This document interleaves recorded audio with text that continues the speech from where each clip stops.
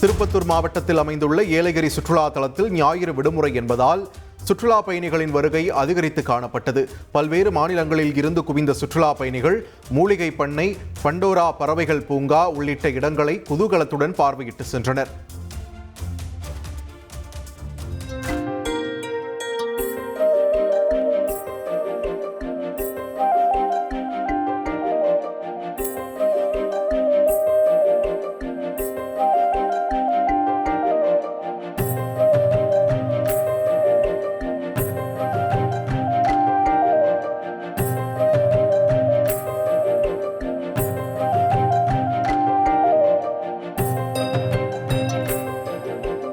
அறந்தாங்கிக்கு வருகை தந்த பாம்பன் எக்ஸ்பிரஸிற்கு பொதுமக்கள் சிறப்பான வரவேற்பு அளித்தனர்.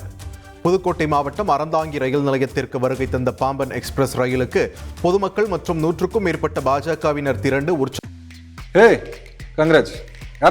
கல்யாணம் இல்ல, நான் பிசினஸ் ஸ்டார்ட் பண்ண போறேன். எப்படி?